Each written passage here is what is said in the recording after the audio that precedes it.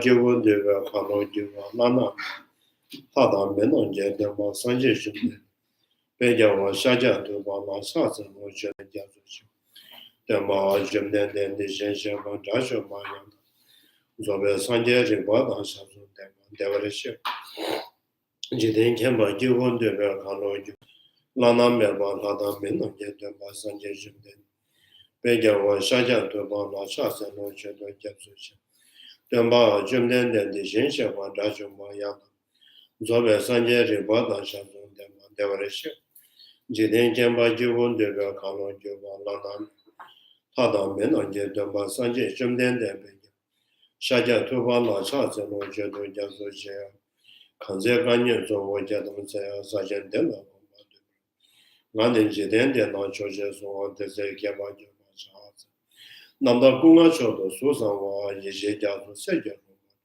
Chaban Jiden Sumba La Meba Gombo Chonye Jona Shahaz Chenjan Demba Chimen Da Weishe Sendo Jawa Jona Shahaz Duje Chenja Siva Suma Je Nyame Kinje Jona Shahaz Gombo Tuje Demba Tamje Jembe Sonam Yunde Jazu Dishin Shama Shahaz Taben Desha Tewa Giving as Cheddar the Lam Shoju was in New John Shahaz and General Shinga Tamba Yunde Gideon the Pachi Gavapos was a rugged in the Yozo to tennis and Kamara River. Jumasa was Shubber, Melon Lord and Gender decision with the top. Sonam Dia Tamje Silva, you go on to the ginger. God and other Syria like the Sylvester and go on to the teacher, the blessed one, beyond, the fourth destroyer, completely perfected, fully awakened, perfect in knowledge and good conduct, Sugata, Lord of the world, supreme guide of beings to be tamed, teacher of gods and humans, to the completely and fully awakened one, the blessed one, the glorious conqueror, the subduer from the Shakya clan. I prostrate, make offerings, and go for refuge. To the teacher, the blessed one, the one beyond, the foe destroyer, the completely perfected, fully awakened being, perfect in knowledge and good conduct, Sugata, knower of the world, supreme guide of beings to be tamed, teacher of gods and humans, to you the completely and fully awakened one, the blessed one, the glorious conqueror, the subduer from the Shakya clan. I prostrate, make offerings, and go for refuge. To the teacher, the blessed one, the one beyond, the foe destroyer, the completely perfected, fully awakened being, perfect in knowledge and good conduct, Sugata, knower of the world, supreme guide of beings to be tamed, teacher of gods and humans, to you the completely and fully awakened one, the blessed one, the glorious conqueror, the subduer from the Shakya clan. I prostrate, make offerings, and go for refuge. Why, most supreme among humans, you are born to serve. Paced out 7 strides and said, I am supreme in this world. To you who are wise then, I prostrate. With pure bodies formed supremely pure, wisdom ocean like a golden mountain, fame that blazes in the 3 worlds, winner of the best, to you I prostrate. With the supreme sun's face like spotless moon, color like gold, to you I prostrate. You are immaculate, the 3 worlds are not. Incomparably wise one, to you I prostrate. The Savior having great compassion, the teacher having full understanding, the field of merit and qualities like a vast ocean, to you the one bound to thusness I prostrate. The purity which makes one free from attachment, the virtue which frees one from the lower realms, the one path, the sublime pure reality, to that Dharma which pacifies I prostrate. Those who are liberated and those who show the path to liberation, the holy field qualified with realizations, who are devoted to the moral precepts, to you the sublime community intending virtue and prostrate. Do not commit any non-virtuous actions, perform only perfect virtuous actions, so give your mind to know. This is the teaching of the Buddha. A star, a mirage, a flame of a lamp, an illusion, a drop of dew or a bubble, a dream, a flash of lightning or cloud. See conditioned things as such. Through these merits may sentient beings attain a rank of all seeing, subdue the four faults, and be delivered from the ocean of suffering, of aging, sickness, and death. Sanje Jono Zoje Jono Chajo Pado Dane Jazuji. Dagin Jeso Jebe Sonam Ji Dola Pinje Sanje Dubuji. Sanje Jono Zoje Jono Chajo Pado Dane Jazuji. Dagin Jeso Jebe Sonam Ji Dola Pinje Sanje Dubuji. Sanje Jono Zoje Jono Chajo Pado Dane Jazuji. Dagin Jeso Jebe Sonam Ji Dola Pinje Sanje Dubuji. Sanje Jono Zoje Jono Chajo Pado Dagin Jeso Jebe Sonam Ji Dola Pinje Sanje Dubuji. Sanje Jono Zoje Jono Chajo Pado Dane Jazuji. Dagin Jeso Jebe Sonam Ji Dola Pinje Sanje Dubuji. And go for refuge and tell our enlightenment to the Buddha, the Dharma, and the Sangha, through the merit I created by practicing giving and other perfections, may I quickly attain the state of the Buddha, for the benefit of all sentient beings. I go for refuge and tell our enlightenment to the Buddha, the Dharma, and the Sangha, through the merit I created by practicing giving and other perfections, may I quickly attain the state of the Buddha, for the benefit of all sentient beings. I go for refuge and tell I'm enlightened to the Buddha, the Dharma, and the Sangha. Through the merit I created by practicing giving and other perfections, may I quickly attain the state of the Buddha, for the benefit of all sentient beings. Tanje Jimbala Cha Zenon de Da Sanje Jumden de Anden de Shinsha Wanda Jumba Yana Wanda Sanje. Ribano Shalon Demban de Reshiban Jiden Jumba Jumba Jumba Kano Jumba Name. Tada Mena Jumba Sanje Jumden de So de Shinsha Wanda Sono da Begudu. Gevezawa Nam Chumizo Sega Rabu Jumba Sonam de Teranam Jishi. Beje Sambanam Jumba Chanam Jumba Doji. Jurim Batu Tonam Jumba. Tebe Bana Longo Shero Sijum, Donan Zibu, Sinja Tamji, Tumba, Chanju Zambanam Jawa, Pobek, San and Young and the Tranjidon, Tebe. Ishepadam Bebo, Boba Samjim, son number, Yanya Mokuja, Chomij, Kutumba Mebon, the Vatagan, Suda, Sume, Dungela number Juba, Kumbota, number Juba, Commandant with the vacation, number Shidu. Yozo don't want a number of Sivala Juba Chuola, she also Debata Majumba. Tadajum Sanje Jumne, Yishin, Neaba, Young and Debata. Yana Wanija Tala never Sinja Tamjana Sibasana Shuba. The Dania Sanje Jumne, the Jukushi, the Yanda, Tabation, Tomaki, Paduki, Tomaki. Tianzam was in Razama Manjabo, Yozo, Yozo Chawan, Yanta, Demba, Tushiva, Yavatum. They told all the Daniel Gavan just so and get you, but Jim Legend was to be sure the one of them.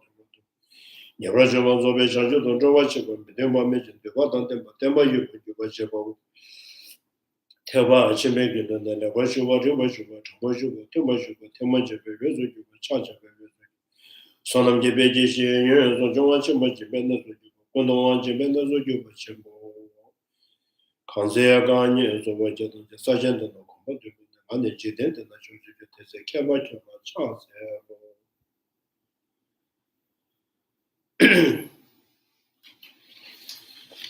So we are on the page 250 or 251.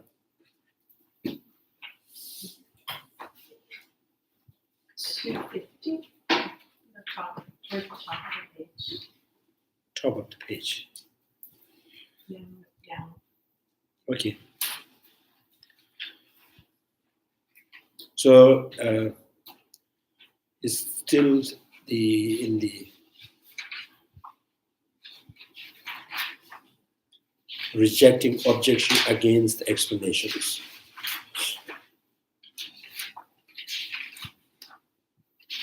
So now it is not that the Buddha's knowledge of things and their diversity, right, perceived aggregates and so on, because it is affected by habitual propensity of ignorance.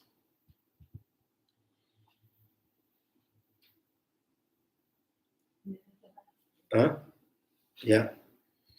So I think they're still talking about how Buddha really perceived true truth.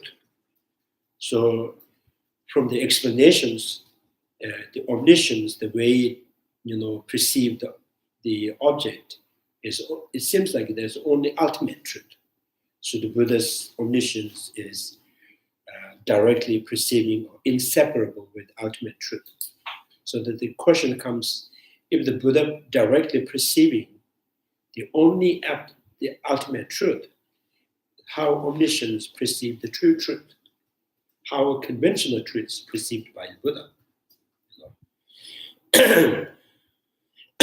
So the diversity perceived aggregates, aggregates, colors, sounds, smells, taste, so on, because it's affected by the habitual propensity of the ignorance.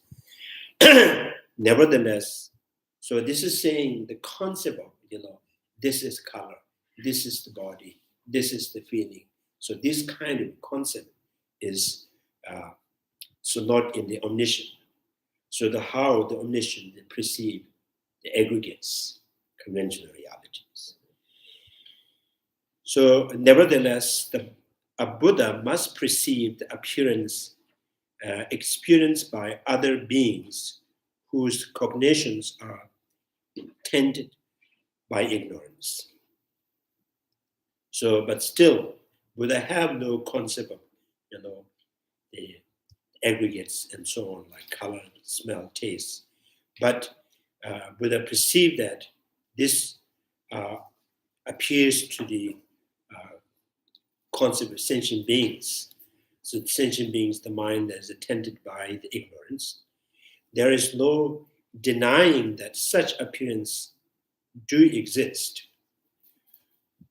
So the concept of, the aggregates, the concept of color and smell, taste, they do exist. So if they do exist, and why it not appears to the Buddha? The question still remains the same. And if such conventional truth exists, it must be perceived by the Buddha's gnosis, pertaining to things that is, there are diversities. In the case of analogies, however, though there is no appearance of the floating hair, and such for the visual perceptions of someone is free from Maya, what is that? Dyspepsia. Oh yeah, myodysopsia. So the eye disease. So this does not entail that such appearance does not exist at all. In this respect, it is a different from the case of the Buddha. So now this is the idea, one of the ambiguities. If Buddha not really have any concept of body and color and so on, so then, but still Buddha understands how sentient beings, it appears the diversity with the conventional reality. And then he says, is it like that? Like, one who has eye disease, we see the floating hairs. Even the bald man can see the floating hairs. The one who has free from the eye disease, but he understands now he is seeing this, but in the reality that does not exist. So is it like the way the Buddha sees the conventional reality? Is it like that? And says, no, it's not like that. Because he was guessing. So he keeps saying, this person saying, I see this musculars and the hair floatings. But in the reality, there's no, but he agreed this person has this kind of problem. So the Buddha is not like guessing. So until the habitual propensities towards the erroneous, dualistic appearance cease, one is not capable of generating direct realization of the things in their diversity and the way things really are within the singular instance of knowing. So because that means of the omniscient. Omniscient means one single instance, the single instant perceiving the ultimate truth at the same time, and it perceives all the conventional reality within one instance.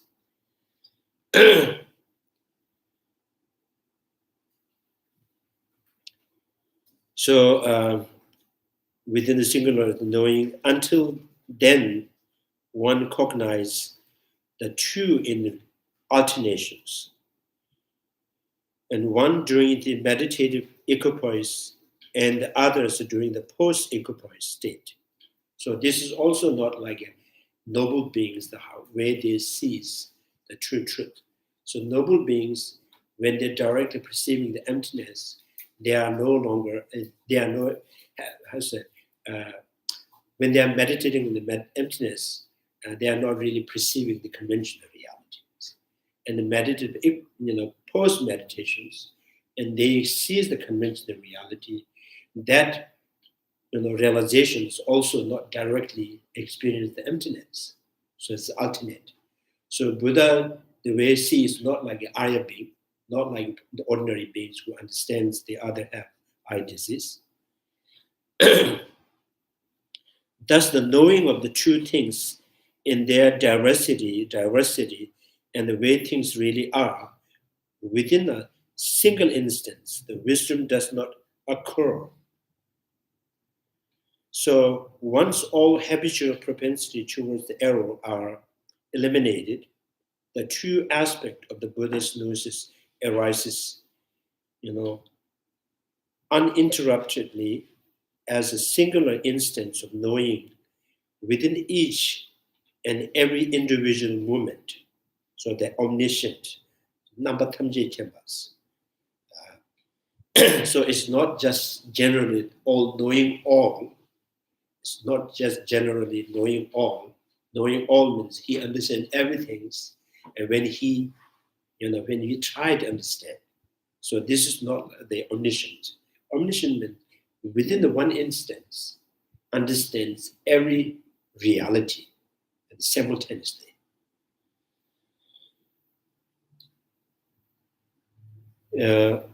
As such, there is no need for the temporal sequence for the direct realization of the true object of knowledge. Therefore, the following statement contains no contradictions. But keep saying that there's no contradictions. Omniscience is, mind that is, inseparably, abides in the emptiness, and at the same time, and understands all the conventional realities. So the way the conventional reality, the way they perceive the conventional realities are actually appears to the ordinary sentient beings. Is that okay?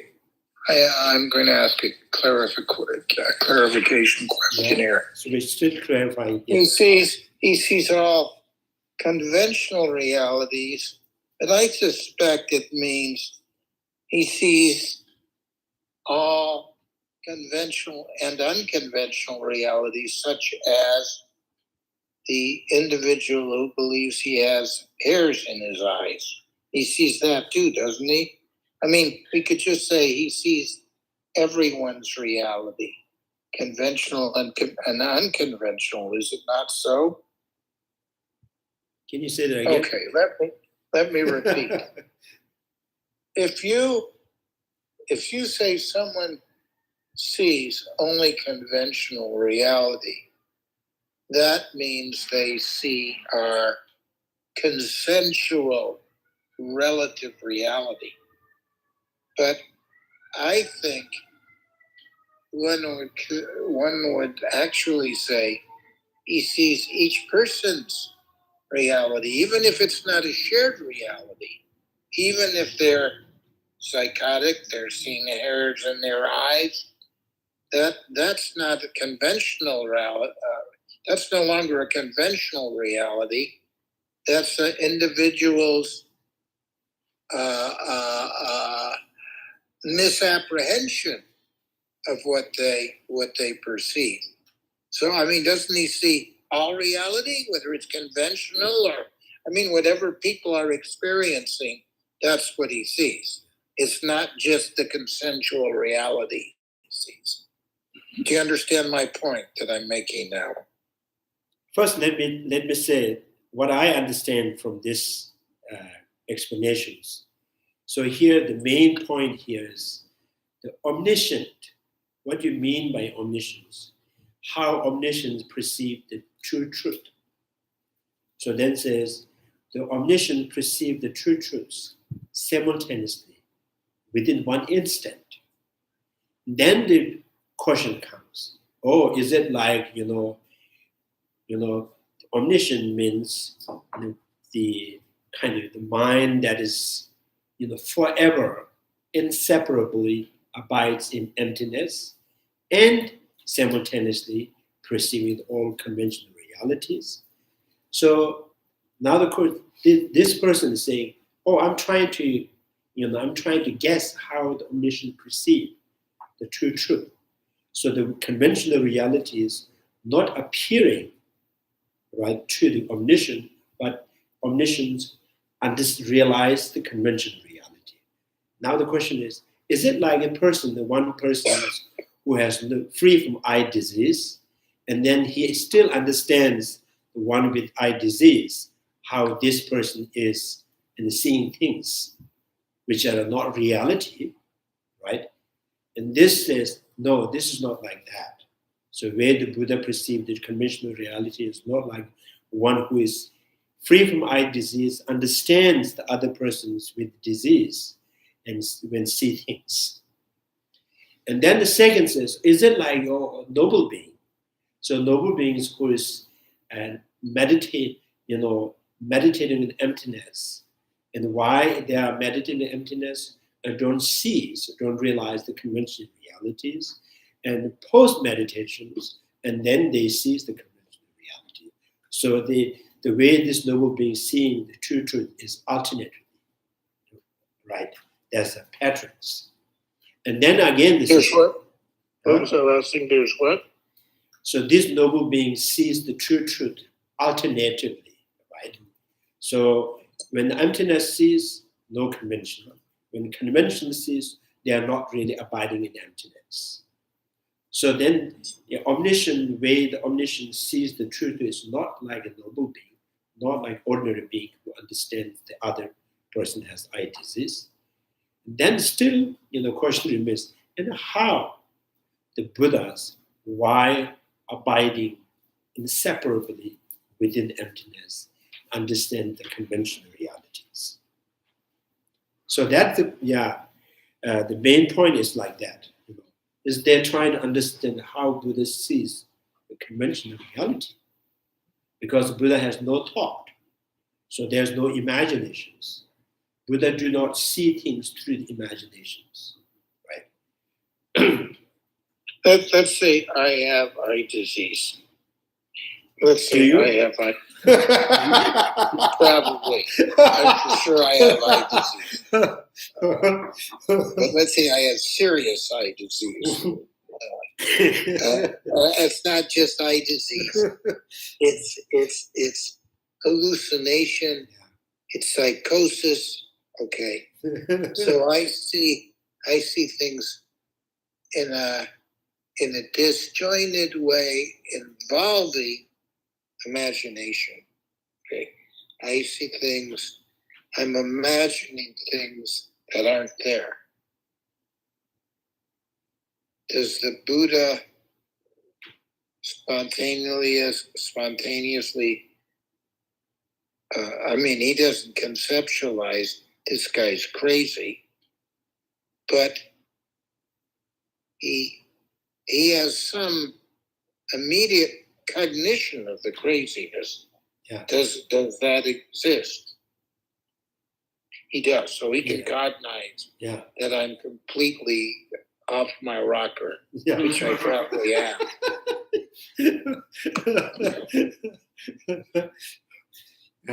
Buddha understands you are rock star in your world. So this is so still this is really difficult to understand, because for the sentient beings, and they're trying to understand how Buddha sees true truth. So right, what is the meaning? What is the omniscience? How omniscience within one instance understands true truth.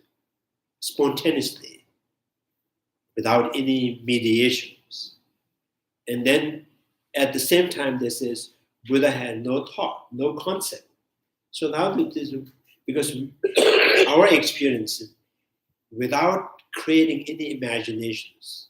So we don't have any, how's that, concept of the conventional reality without creating, without projecting. So then we have a hard time to understand. This is so far we are doing. So this is how we understand things. So when the Buddha has no thought, and how Buddha can understands the conventional reality and the true truth spontaneously. So this they're trying to explain. So it says so there still says there's no contradictions. Even with the single instant of knowing, he pervades entire field of knowledge. So single instance. So that combines all the knowledge. So this features that true dimension of the gnosis. The true dimension means, while they are abiding in emptiness and understands the conventional realities, seems like omniscience, the one instant omniscience. So there's a true dimension of the the understanding of the realities. So which are identical in natures. So there's no true subject separately understanding. So the one single subject, the understanding, have not the slightest contradictions in knowing the true object simultaneously, appears to be characteristic, unique to the Buddha. So there are some who appears, some who appear to take the mode of knowing the ultimate truth alone to be the Buddha's the mode of knowing, and denigrate the Buddha's knowing of things in their diversity. Denigrate, yeah. So asserting that such knowing is asserting that such knowing is absence in the Buddha's own mind and exists only within the mental continuum of trainees. So what is saying there? It seems like he's saying that because the Buddha knows the ultimate, then he can't see the conventional, and that the conventional is only seen by the mental continuum of trainees, which would assert that he doesn't see that. I think he has to borrow from the ordinary people. Right. How do you see? So, okay, I accept this. And then ask, oh, do you see the body? Oh, yeah, okay, there's the body. So,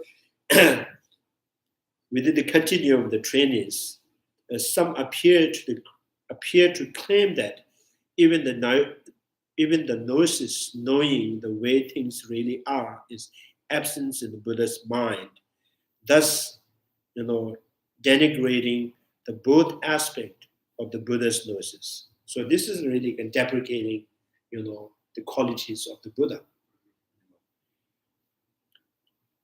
Some master they really, some master when they explain, they says, oh, the form, the appearance of the Buddha, the form of the Buddha, the color of the Buddhas is all property of the sentient being's mind. Buddha has no form, no color. Some people they says. So it's, some masters they say, because they are trying to understand. So they could not really see the possible of Buddha having body, because all the bodies, the colors is a reflection of the sentient being's mind. So the body belongs to them in the sentient being's mind, which means if the body, Buddha's body belongs to the sentient being minds, Buddha has no body. Right? So this is the denigrating here. both aspects of the Buddha's gnosis. I will address some of the remaining related points below these sections on the resultant ground. Okay, I'm sorry. I'm very confused on this point. Yeah. This is what I thought I understood, and maybe I'm in this denigration thing. I thought how the Buddha, how he actually appears, is my understanding.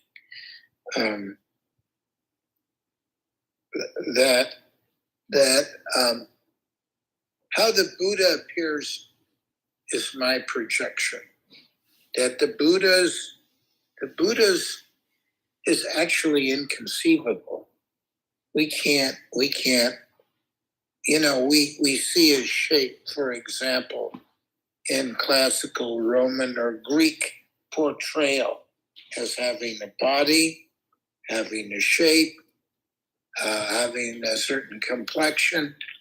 But my understanding based on the teaching I had, if I heard it correctly, that is that actually how the Buddha is inconceivable. It's only our projections that characterize him. If Buddha is inconceivable, table has also inconceivable. House is inconceivable.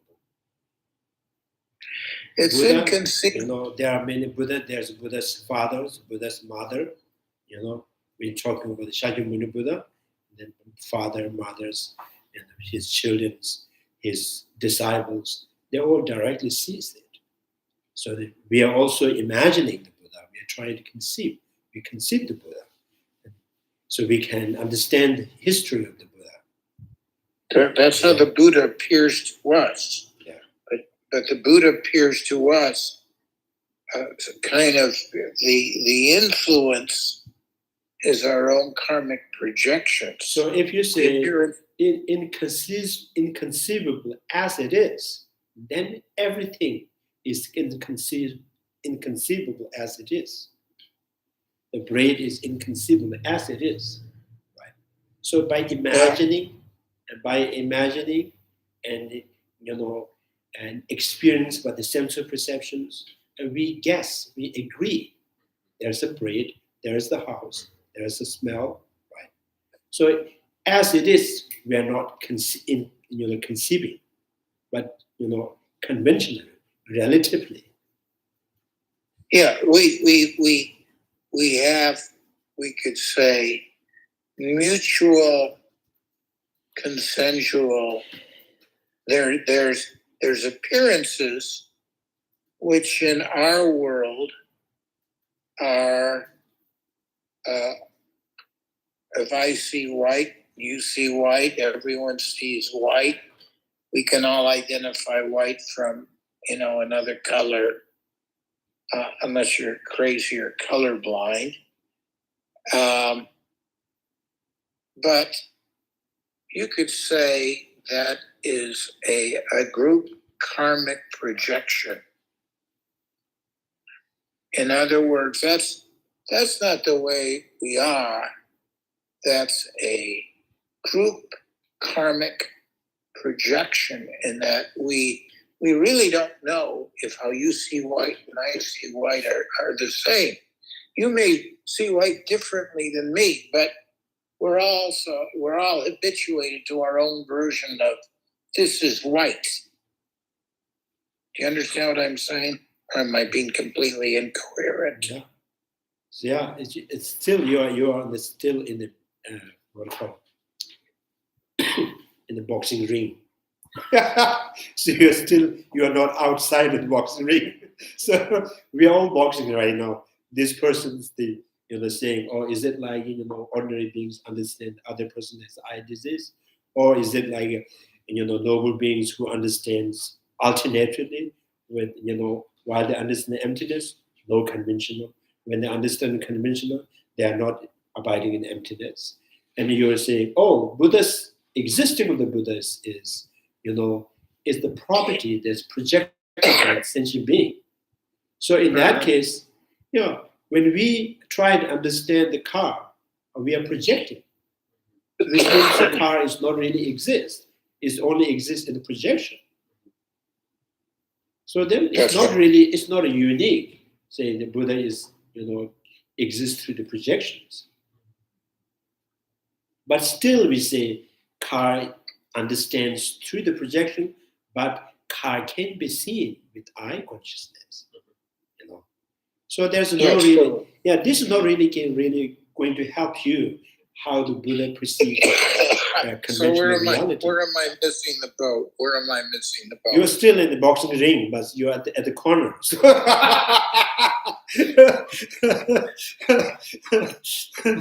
like something like this. You're not hitting, you're just sitting.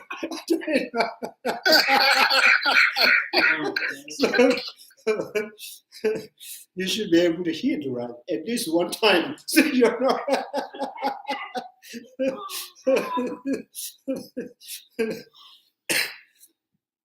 So this still, this kind of, it's not really easy to understand. Now there's a true and a way of understanding Buddhas, or the Buddhas that you are referring to is one historic Buddha, or the Buddha means enlightened. Buddha means free from the stain of the afflictive emotions, which means transcendence of the suffering, transcendence of afflictive emotions. So that if this is the what you're referring to Buddha, and that is the ultimate truth. So ultimate truth of the Buddha. So that cannot be conceived as it is by the sentient beings, even the noble beings. The history of Buddha, yes, is it's conceivable, it's seeable, and it can touch. You can and go closer to him. He talked to you, right? So now this is not really kind of actually helping you to understand how omniscience sees the true truth. So it's still question mark, right? So then now in Lama Tsongkaphas in the Nagarjuna, and they are saying the omniscience, the way it perceives the true truth, is spontaneously, simultaneously, within one instant. Now we are trying to understand that, how that is possible. So and then there's some master that's saying that so mode of knowing that denigrating the both Buddha's knowing things. There says, conventional realities like color, sound, smell, taste, and they don't really exist in the reality. It only is in ignorance and misconceptions. So which means, and the Lama Tsongkapha said, this is annihilation of the conventional reality. You are annihilating those color, sound, smell not exist at all in the reality. It only exists in the misconception. So non-existing. So you're annihilating, conventional reality. So this is not going to help you understand how omniscience can the way it perceives the conventional reality. Now the question is, isn't it the case that such natures, which is the constitute by the dissolution of the all dualistic appearance, is not seeable? So now the question is, this is a very good question. So when the omniscience is abiding inseparably within the ultimate truths, so the conventional reality is unseeable, not seeable. So Buddha, the omniscience, do not, see the conventional reality, because these are not appears. Conventional reality not appears to omniscient. So, so how it is that the Buddha sees such ultimate truths? So, if the conventional reality is not seeable for the omniscient, and the conventional, is not seen by the Buddha, not perceived by the Buddha. Therefore, conventional reality is not existing. It conventional not exist, and there is no, how Buddha that go through this path, generating bodhicitta, and from the ordinary beings to the path of accumulation, the path of accumulation to the path of preparations, path of seeing, meditations, and no more learning enlightenments. These are all, not exist in reality. So perfecting generosity is not in reality. So now the question still remains, so some says, true, from the noble eyes, from the noble wisdoms, and something that is not seen or something that is not imagined is, understanding, seeing the ultimate truth. Because they are objectively, objective analyze and not finding any conventional reality, and the conventional realities are not objectively exist. So conventional reality is not objectively seen. So that is is negating the objectively existing of the conventional reality. So the conventional reality do not exist objectively. So that is the perfect seeing the reality of the conventional reality. So then the question is, so if the omniscience do not see the conventional reality objectively, does that mean that the conventional reality not exist in general, right? So the conventional reality here we negate objective, the objectively existing conventional reality as negated, refuted, but which means you are accepting relatively, right? When you negate independent, you accept dependent. So the ultimate truths reply here, since all the dualistic appearance have ceased within the perspective of seeing the suchness, it is true that suchness is not seen in dualistic manner. So Buddha do not conceive the conventional reality means. So dualistic perspective is ceased to exist in omniscient. So that does not mean, dualistic reality does not exist. So we do speak of seeing, nevertheless, we do speak of seeing suchness in a manner of non-seeing. So conventional realities, it is almost like without touching on the conventional realities, Buddha sees the conventional realities. So this is the actual, I think there's here, this comes here later. Here is how the statement above the suitably respond to the objection raised. It states that Buddha knows that directly knows the way things really are, does see the suchness of the aggregates and so on. The fact that the aggregates and so on are not established from the perspective of the seeing is itself the suchness of these phenomena, and that such gnosis therefore sees the suchness of the aggregates and so on in the manner of not seeing. So the commentary states, he directly perceived the nature. He directly perceived the true nature alone without touching the produced entity. So it's like the entity, this is more like, when you read the Tibetan, it's more like without touching the entity themselves, having fully realized these natures, he is called awakened one. So without touching, without imagining, without conceiving the conventional reality, that this is how he understands the conventional realities. That sounds like it's saying only in dualistic or relative reality is there contact, but for the omniscient being, there is no contact, because contact assumes subject and object. Yeah, so contact, yeah. I think here the what do you mean by contact? So here the color and the eye sense power is the contact of our eye sense power in the color and the consciousness that perceives the colors. So if you mean by that contact, so then yes, there is the contact. So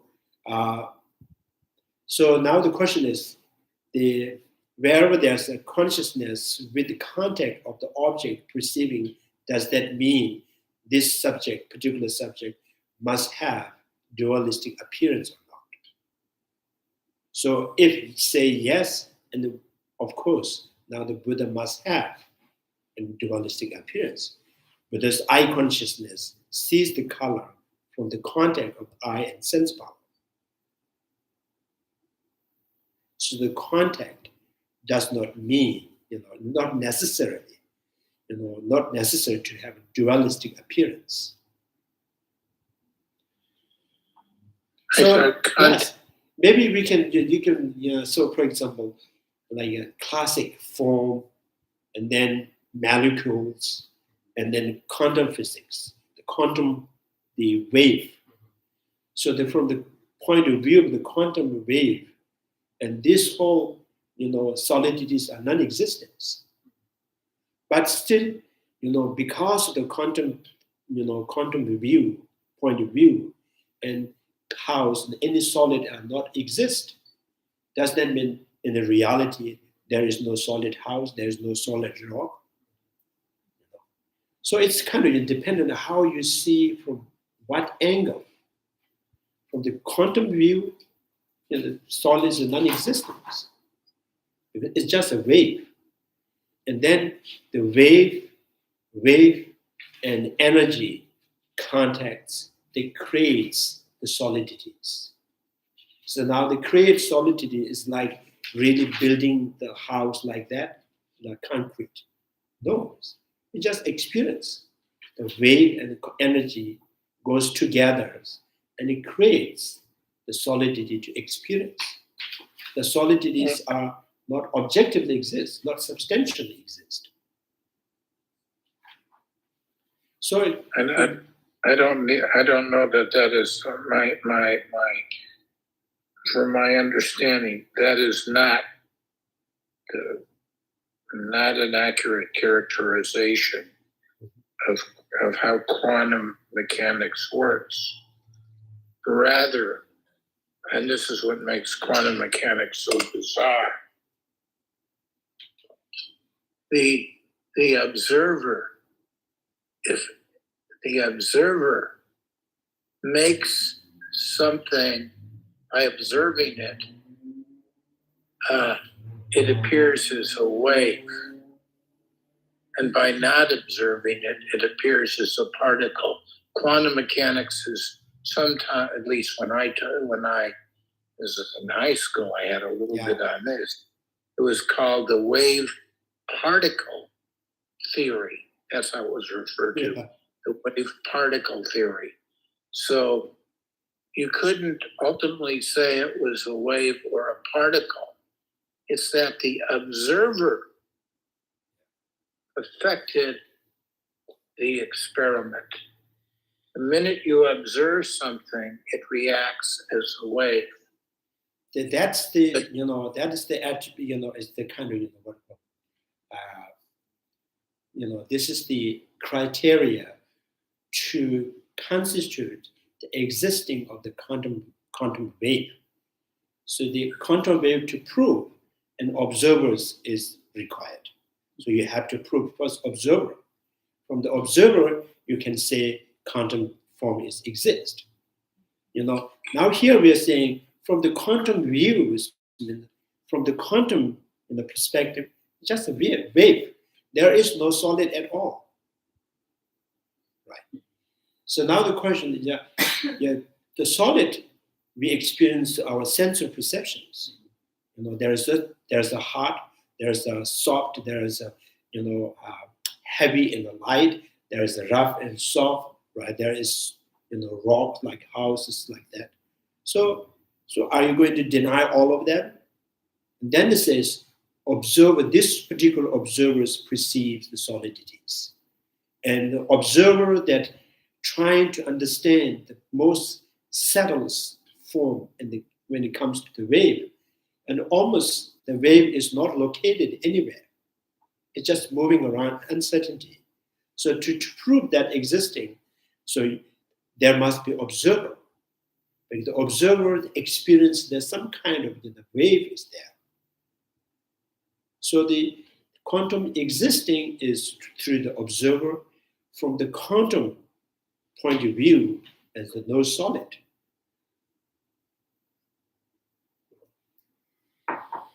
So because within the consciousness, when you analyze, when you examine the consciousness, and the consciousness, if you try to understand, trying to single out what is consciousness apart from the sense of perception, there is no consciousness at all. And also the consciousness not in the sense power. A consciousness not in the sense power, not apart from the sense power, there is no consciousness. So we are, objectively trying to pinpoint, to the object. In this way, you cannot find anything to be existing, which means things do not exist objectively. Things existing relatively. Does consciousness act like quantum? I mean, is it like a quantum reaction? It doesn't appear until the object, right? If you dig down, if you're digging, continuously digging, and there's only what you find. That's the energy, the consciousness inseparable from the energy. So energy is not solid things, and it has no particular location. But the consciousness and the energy together create the waves, and more waves, and then there's sense powers, and sense powers that creates, the elements. From the elements, there's something to see the color, smell, taste, and tactilities.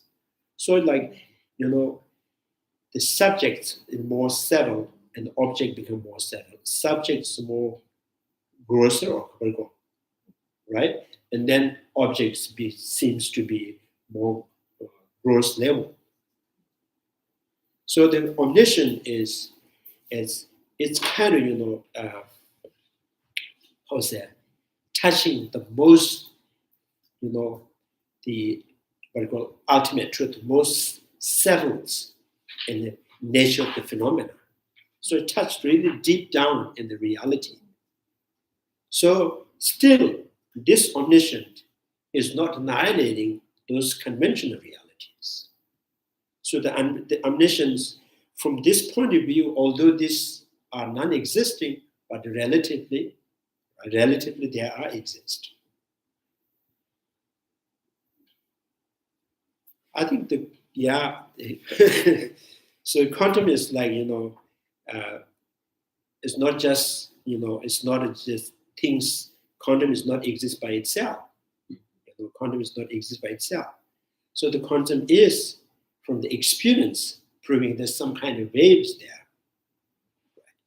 And that is proven by the subject, observers. And then the question is, now, without looking at the subject, say, without subject is proving this. Now, from this point of view, from this most settled energy, and so do you really, is there any possible of existing any something solid in it, concrete? And says no. So to reach there, the solidities, and the subject has to be more grosser. The subject consciousness has to be more grosser. and more contact with elements and things like that. And then you can see the color, smell, taste, and technologies. If you go deep down within the energy, no solid is found. So I think I'm trying to relate this to the omniscience, how omniscience, abiding in the ultimate truth. And from this point of view, the conventional realities are not exist. But this omniscience, although this from this point of ultimate point of view not exist, but omniscience understands the conventionally or relatively, and the conventional exist.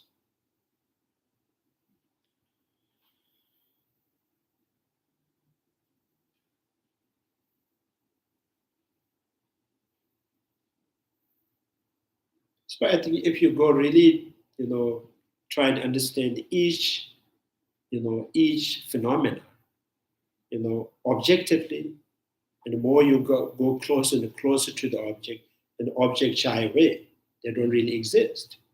And more you keep distance, so there's something to be existing, right? So these are, so that's why it's called in the kunzop, in the Tibetan was the kunzop, so many things. So from the many, it hides the reality. From many things together, it hides the reality. So if many people talk together, it makes nonsense, no sense, right? It hides the reality. So I think it's not really surprising because we are the ordinary people, ordinary sentient beings, and we have right to understand how Buddha sees. So, but we are not capable of understanding. But we say we have right to understand. So we are followers of Buddha. We're trying to attain the enlightenment, and we want to see what is the unique quality in omniscience.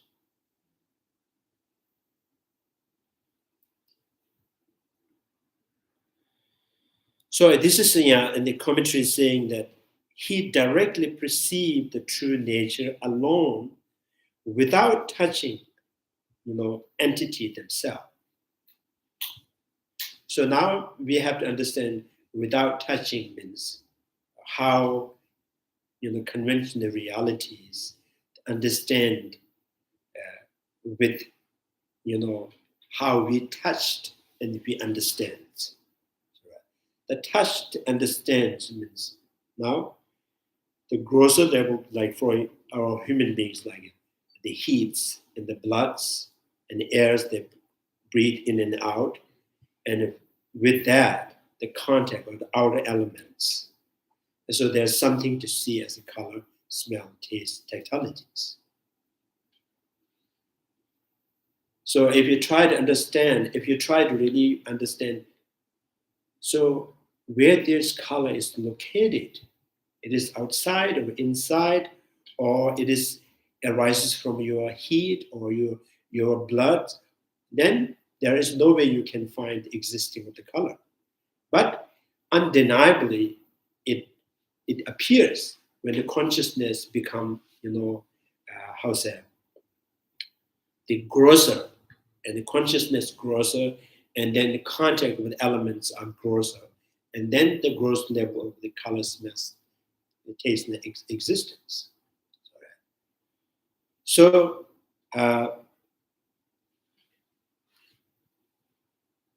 we cannot really argue, this, when the consciousness reaches the grosser level elements, then sees the conventional realities, why not this color, sound, smell, the conventional reality, not seeing in a very subtle level?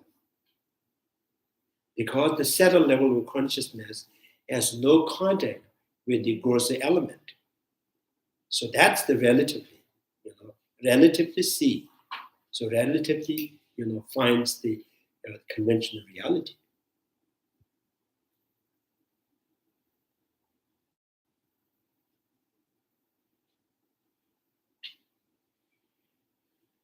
So, and also it's very kind of, saying, the owl consciousness, I consciousness, right?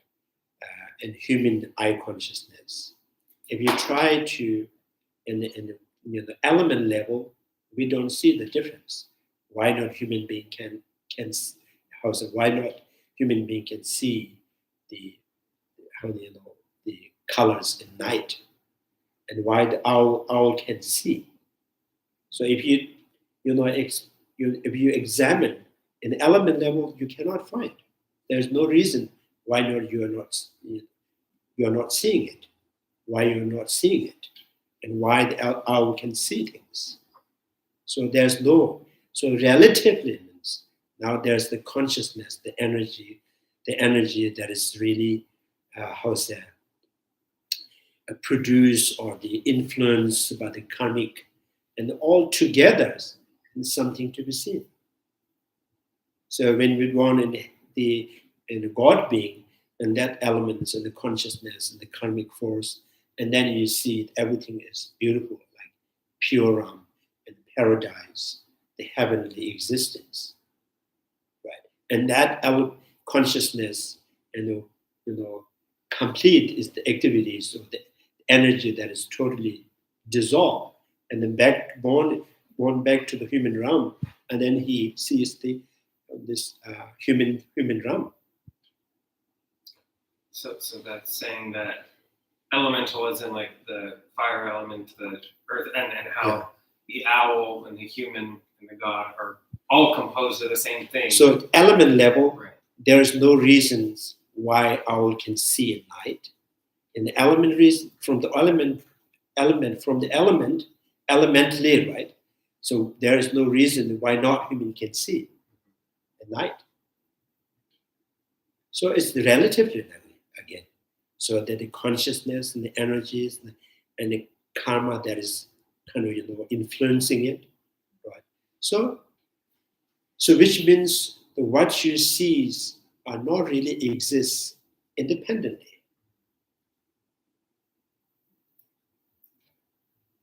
So that's why it's, the Semjen, the karmic is the karmic force, or legend number member, the karma, the law of karma is almost inconceivable how they're functioning. Something becomes inconceivable. So I think, from the dependent originations, so we can understand every possibilities.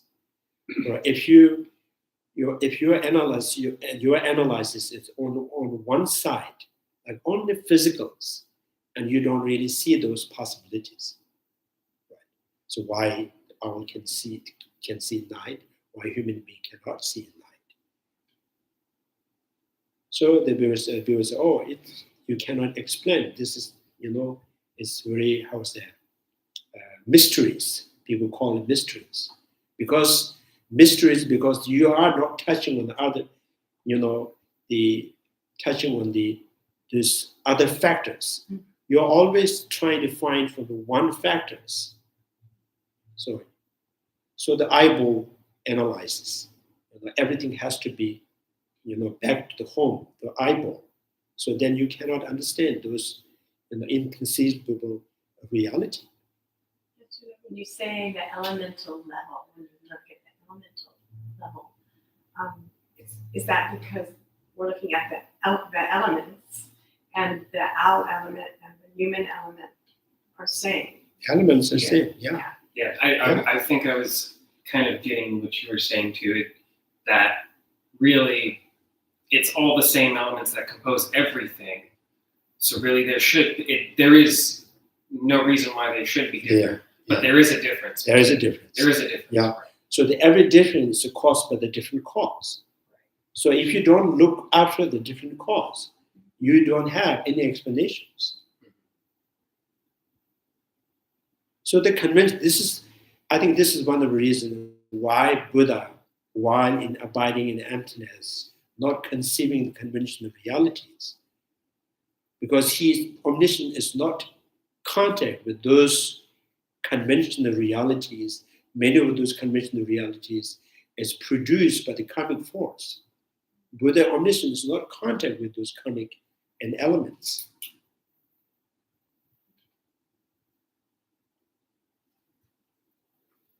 So I think, and also sometimes there's some people, practitioners, they have a strong, compassion, very strong compassions, and they don't find any irritations, any annoying things. So we say, oh, how it's possible he is not annoyed? So we get annoyed by these activities. So then there's the factors. You elect these factors, and all the Bodhisattva elects the factors that you have. So, and this Bodhisattva was not annoyed by any activities. So it's kind of at the subject, the consciousness level, and the karmic force, and the emotional influence, and then the elements, and then elements that is particularly kind of under working or employing under this influence to emotional karma, and that projects their reality. I thought the Buddha could see all karmas, and he could see all simultaneous possibilities, which we could even describe as futures, all outcomes. He can in an instant see all of that, manifest and unmanifest to our reality. Is that correct? Yeah, so every manifestations is directly perceived by the Buddha, but it's not like directly. For example, if I directly perceive the color appears to my mind. So when the Buddha perceives the conventional reality directly, it's not necessarily those are appearance to the Buddha's mind. So Buddha sees that possibilities. In this factor, this may happen. This factor, this may happen. This is how Buddha understands. So like the compassion man understands this activity may cause annoying to the person. But this is not really causing him any annoying. But he understands that. So I think, so we are trying to understand from the ordinary,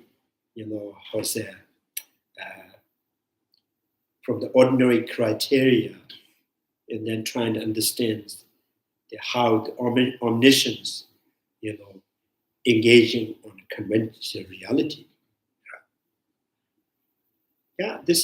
We can just draw this kind of conclusions. And this is how Buddha sees.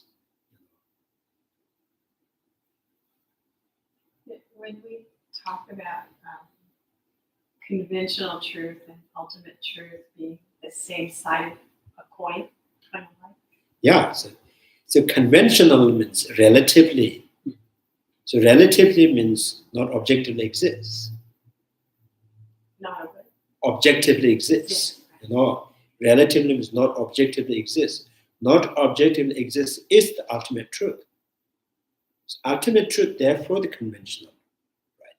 Not objectively exists, therefore, subjectively. Subjectively exists, therefore, not objectively. So it's the same. It's just one nature.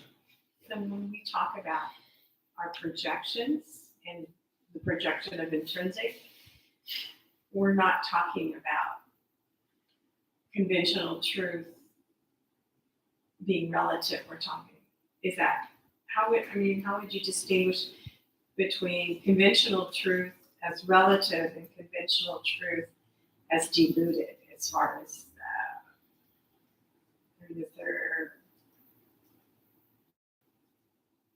because we're talking about ultimate being the absence of intrinsic. But conventionally, we're manufacturing that intrinsic existence. Yeah. Manufacturing intrinsic Or existence. mental fabrication. Yeah. Mental fabrication. So, so when we talk about the coin, then we're not talking about the mental projection in that image of a coin. Yeah. So ultimate and conventional as a two has to understood through projection. Yeah. Yeah. So without projections, you don't see there's two. So this is how Buddha don't see, don't conceive there's a two, but he understands the two, right? This reminds me, because you said a couple weeks ago, I think, when you were talking about almost like space, in terms of how when we see space, we don't physically see space, but we see the absence of something. Yeah. And there's nothing there, but we recognize, like, I can see from here to the altar, but I recognize that there's nothing in between, and I see that is space. Yeah. So we seize the space by depending upon obstructive phenomena. If I, keep this table aside, and I see the space to walk, from the front. So this is how we understand the space. So if there is any obstructive phenomena, and there's no way you can understand space. Even there's nothing in whole, empty, but because of your body, you're trying to understand from your body the spaces. If you have no physical body, and there's no way you can understand the space. The space is just mere absence of obstructive phenomena. It's not the space does not exist by itself. So kind of recognition, so identifying the space is always depending upon obstructive phenomena.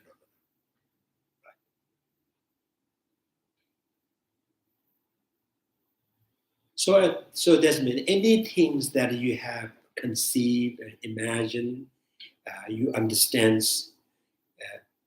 always that thing has to be relatively. So nothing really intrinsically, objectively exists. Nothing that exists by itself. So I think I've mentioned many times, this is the best way to understand, I think, easy. The convention is like east and west and north and south. So we always, when we try to point out the east, only we use the finger. There is the east. So that's really kind of indicating this language and the gestures, indicating, or the east is somewhere located and somewhere in the ground. The east is never really exists on the ground. East exists because you have concept of north and west. So concept of west is making you understand the east. Yeah. So, and then why?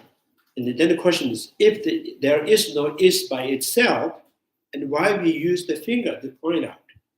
So that means our mind is, influenced by the misconceptions, the ignorance, and anything that we understand, it has to be, for us, it is solid, it is concrete by itself. That's why we use the finger point.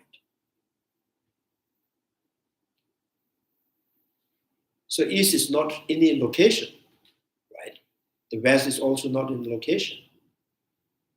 But, the concept of west makes you, or is introducing the where is the east.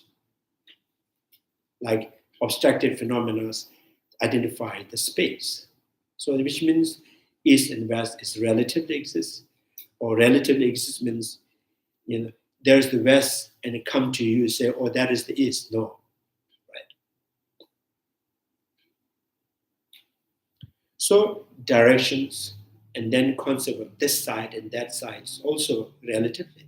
There is no such thing, any any place that identified by itself is that side or this side.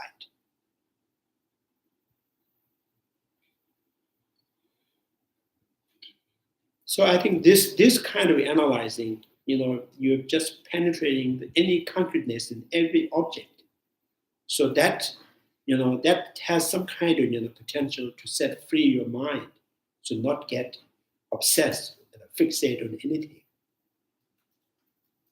You can make, anything beautiful. You can make anything not beautiful. If you are very happy, your old shoes make you very happy. So when you're not happy, the brand new shoes make you unhappy, right? So it's not like there is no things that favorable or unfavorable is from the object side.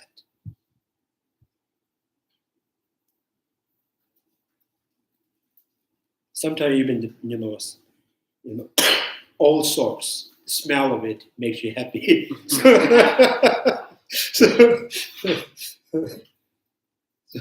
this is from my experience. The first time, when I come to the United States, the first time I was in India, and I smell this trash, so it makes me very happy. Oh, now I'm in India. Cow dungs, those smells.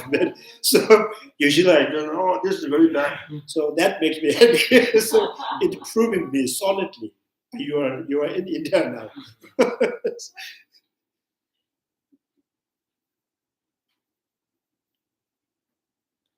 So yeah, that's the the omniscience is perceive the true true reality, true truth. So this is why the commentary says he directly perceived the true nature alone. True nature alone means ultimate, ultimate truth alone, without touching, entity themselves, without conceiving, without imagining, without objectively identifying, and he understands the emptiness. Having fully realized the these natures, he is called awakenings.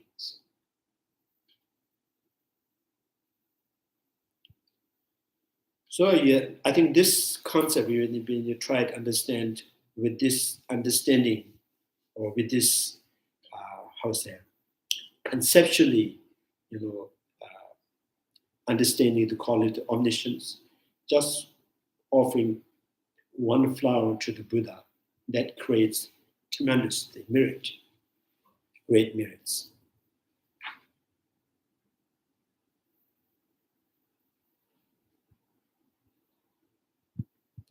Otherwise, when you look at the stages, some of the stages is, oh, this nose is not really good. Eyes is too big or too small or something, but you still do this, going into the stages. You don't see the real quality of the omniscient Buddha.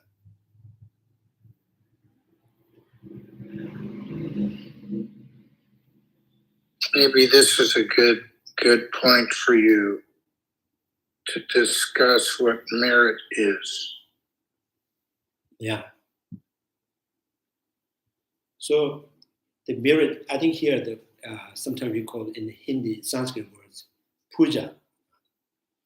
So which says, if I try to offer something in order to please them, that is a puja. So in the Tibetan accent we call punza. So it's the actual puja.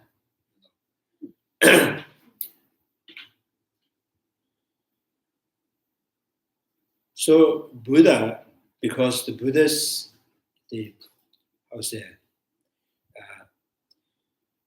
so the Buddha's omniscience is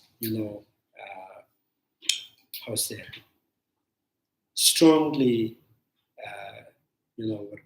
associating or backed by the great compassions. His 3 years of the merits dedicated, to the sentient beings forever.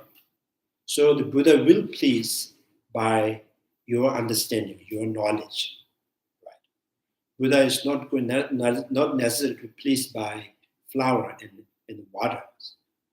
So if you have this knowledge and with gesture of, bowing down and offering something, that can, ultimately please the Buddha.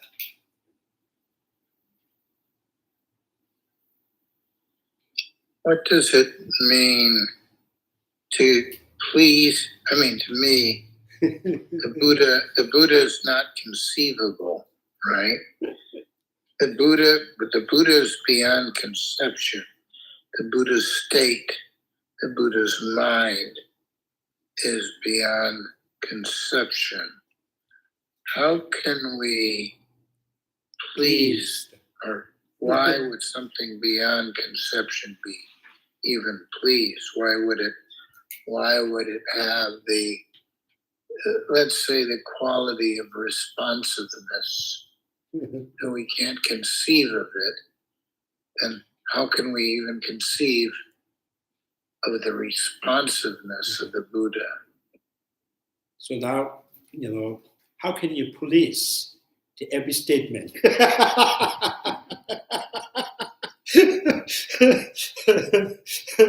So,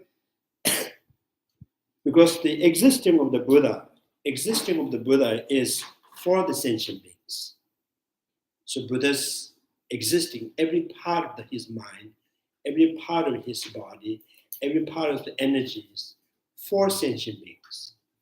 And for sentient being means Buddha is not enlightened just for you to help, to make money.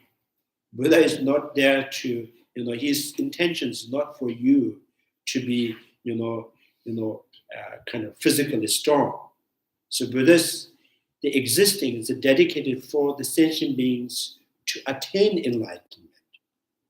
So when you generate knowledge, understanding that has the potential to enlighten, Buddha will be pleased.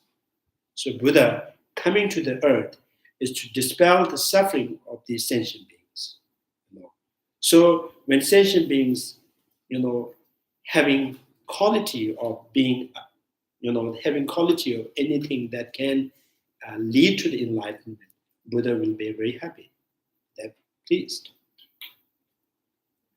So the Chandrakirti also says, intellectually, at least intellectual understanding the ultimate truth is making, making meaningful for Buddha to come to this earth. Right? So experiencing, of course, from the experience in realizations, that has, tremendous power to create the merits by pleasing the Buddha. But even intellectually, so there's some little kind of little that there's a trying to incorrectly being able to explain. That is also enough to create tremendous merit. Yeah, so that's why you say Buddha's eye consciousness, nose consciousness, tongue consciousness, body consciousness, mental consciousness, everything for the sentient beings to become like him. So when we try to become like him, we try to understand like him, and that will please the Buddha.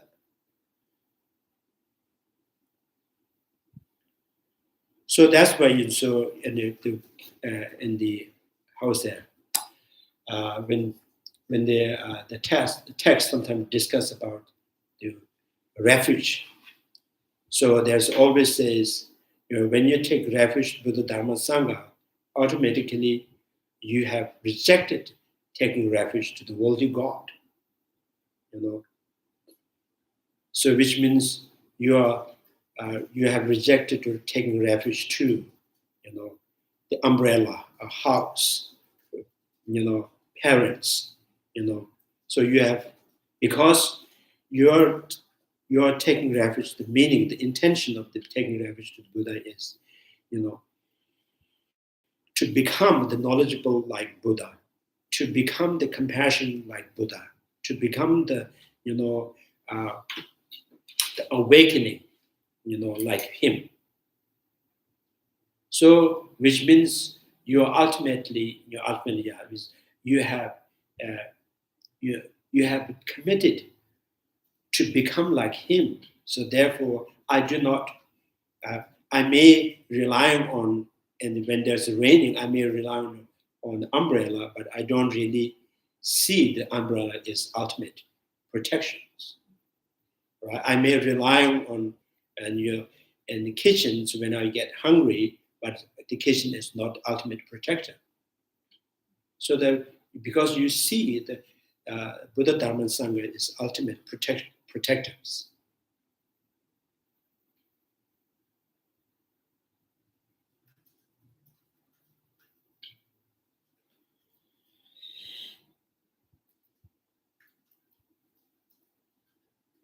This is kind of like you're talking about having a kind of unconditional confidence in the omniscience and ability to help sentient beings through like unconditional confidence in the Buddha. I mean, for a Christian, this would be unconditional confidence in Christ. And there would be a similarity here. Well, I really don't know this unconditional confidence.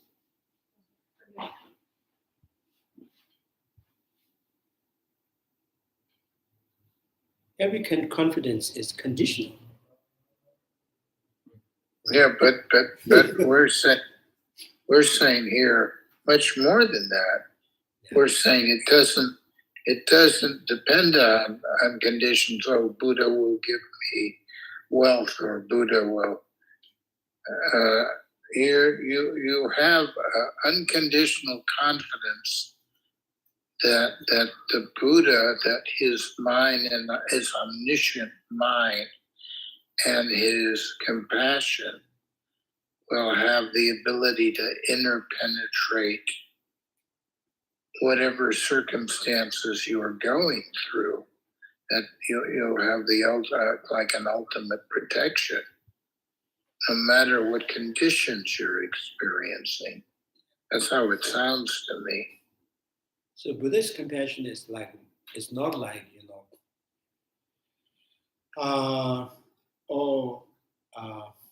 Buddhist compassion is not intended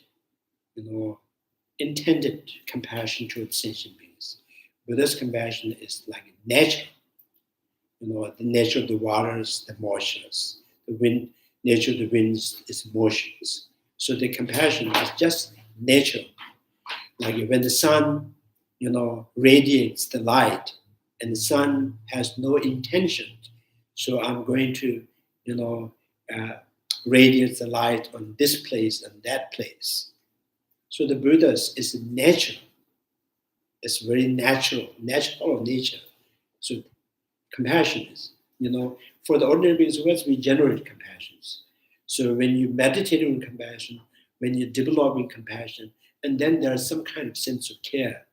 When this mind is, when mind is, under the power of the angers, and we disregard, with compassion, like that. So which means our compassion is not really, not the nature, not natural. So Buddha's compassion is just this omniscience in the nature of compassion. So he is, there is no need to think, I have to be compassionate to this person.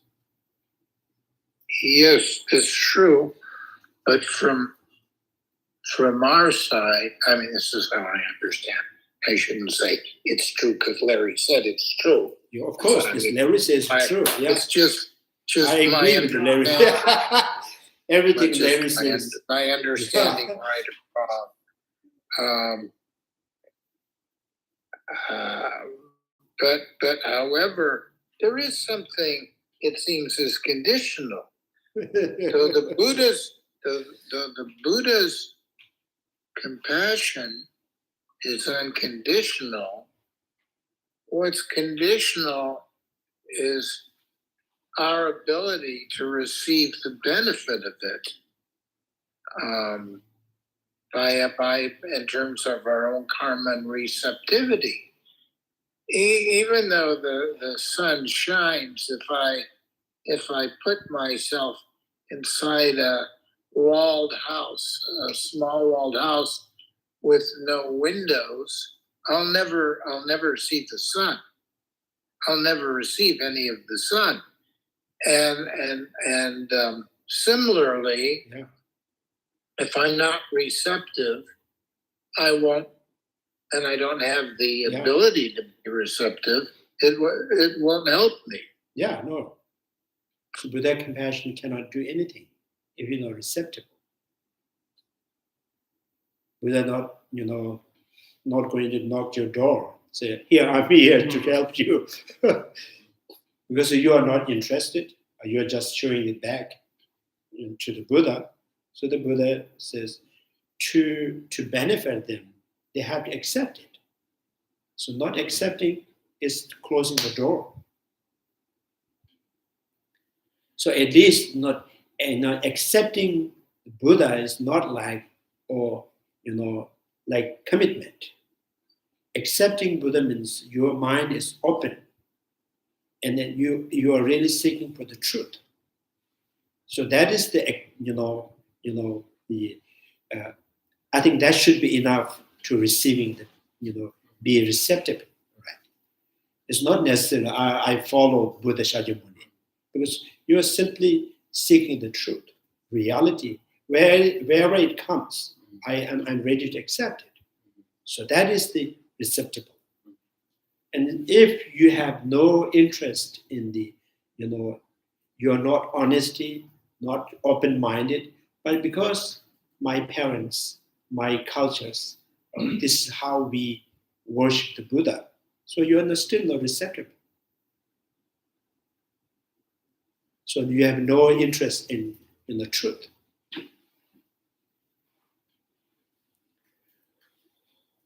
So there's during the Buddha, there's one of the Brahmins, and so this Brahmin says, I'm not really,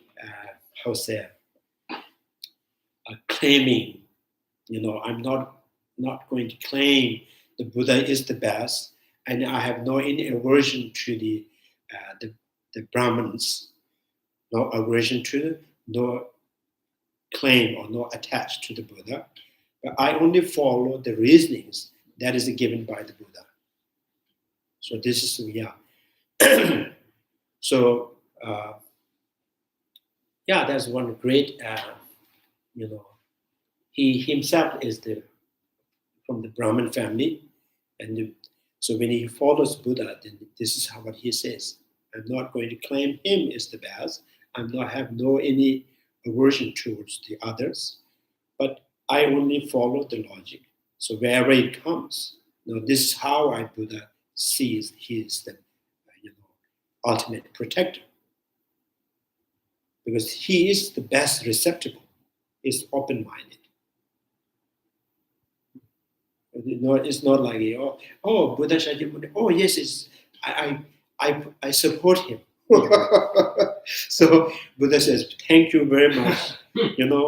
So please next time, please vote for me, support me. So it's kind of you have to open, So make young things look far, be and make cock songs, make young things, cock young things, open heart, be flexible. That's the mind and the path. It's not saying, you have to follow this person. Make young things look far, any possible achievement. That, you will go the furthest, wherever, how much you can improve yourself. That is the, view far. And and open-minded. So the open-minded is the logical thinking, and be flexible, right? So you are ready to accept the truth, wherever it comes. You can understand the ultimate truth from the Buddha-Palitha's teaching. You can understand Nagarjuna's teachings, Chandrakirti's teachings, and the such persons and the gurus, whatever, wherever it comes. So your interest is the ultimate truth. Right?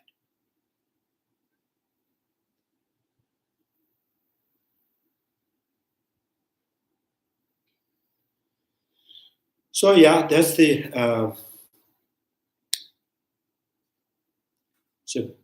that's what it says. Buddham Sharanam Gacchami is. Buddham Sharanam Gacchami. I go for refuge to the Buddha. English is very simple. I go for refuge to the Buddha. So Sharanams, I follow you, or I follow your footsteps. So this is kind of Sharanam. If I have problems, someone is, like when the people trying to harm you and go to the police. So you are, please protect me. So this is the kind of like Sharanam. So you are seeking protections.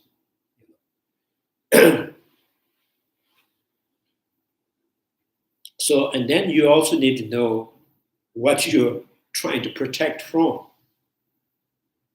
So, which means you have already understanding this, the afflictive emotions and the karmic kind of harmful, the also harmful conditions. You understand that, and you are seeking protection from the Buddha. So I don't want to, continuously overpowered by this emotional and karma. So I'm seeking refuge to you to guide me or lead me to the state of enlightenment. So that Buddham Sharanam Gacchami.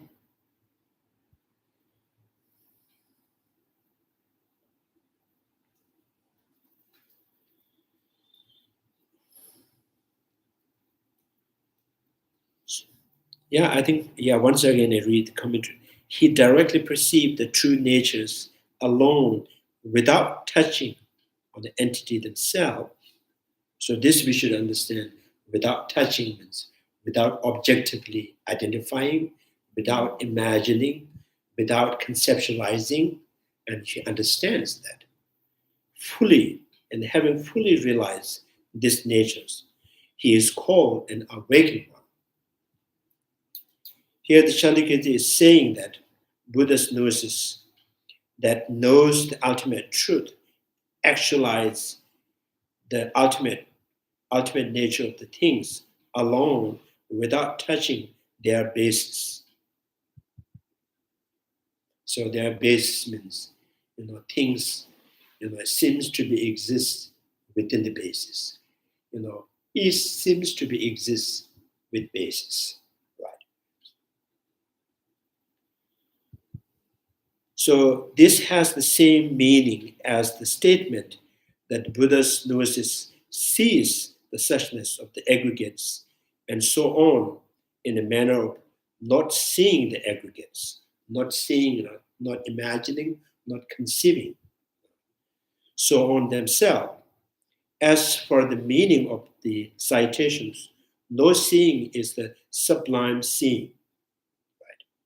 Not objectively seeing is the sublime seeing, because it's seeing the ultimate truth. It is not suggesting that one accepts not seeing anything at all as a form of seeing, rather, as explained above, not seeing the conceptual elaborations is defined as a seeing the absence of elaborations. So, the seeing every natures without fabrications, right? Seeing everything's, without fabrications. seeing every natures beyond the concept is seeing, everything's conventionally.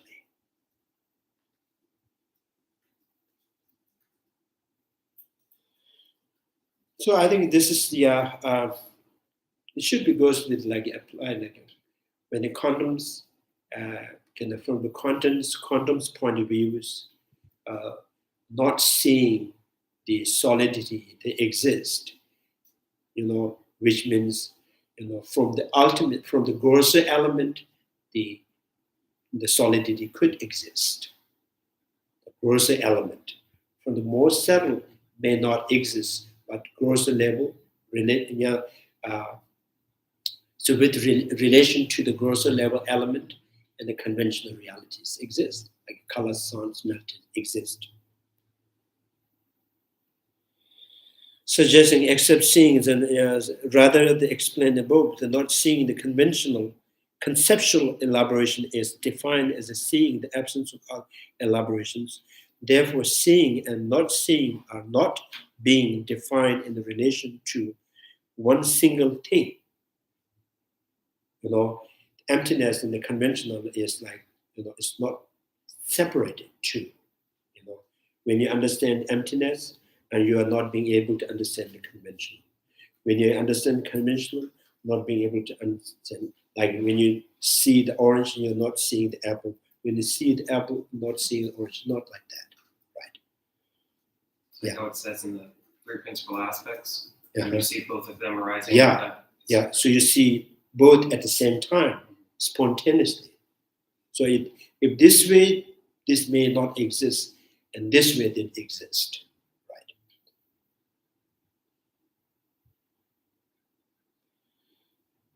So therefore, the seeing and not seeing is the single. This set, I'd say, condenser, condenser, perfection of the wisdom state. Condensed. Condensed.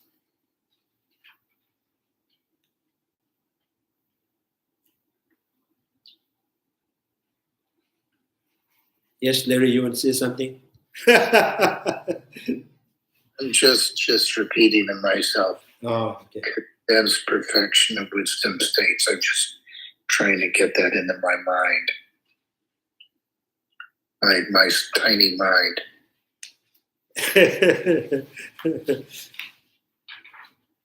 So we're all right now tiny mind. Yeah. We're trying to grow up. That's like the syllable ah. That's the most condensed is the syllable ah. Yeah, so that's very strange because during the first turning wheel of the Dhammas, the 5 disciples, so Buddha is no elaborated, like Prajaparamitras, but these 5 people understands the reality as it is. And then the second time, the worshiping, Buddha talk very detailed, elaborating, but still many people don't understand, So this is like how you really digest things. And there's some that's very weak digestions, and they have to eat many times. So if you have good digestions, you just swallow everything and sit.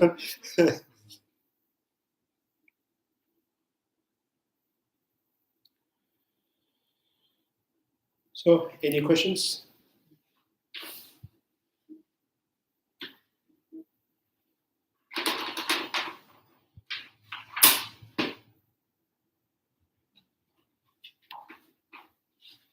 Okay, maybe I'll stop here. Condensed perfection of the wisdoms. Chanju simjo rinpoche ma jepa na jeju je keba nyamba meba konya kondo pervesh. Tonye tawa rinpoche ma jepa na jeju je keba nyamba meba konya kondo pervesh. Pama simjen tamje dedan deju je nyendro tamje tato to. Chanju simba kama suju be tada kunje molam drupje ruji. Karera veko veshe gansu pendan dewa ma ruji. Teresa, what in the Jazu Shabe, sit about to think you. May the precious Bodhi mind not yet born arise and grow. May that born of no decline increase forever.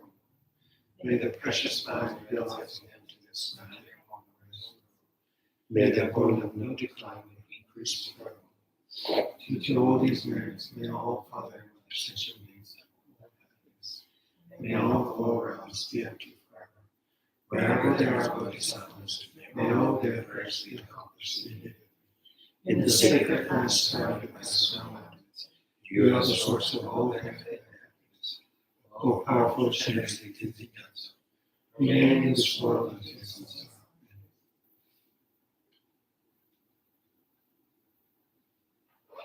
Thank you very much.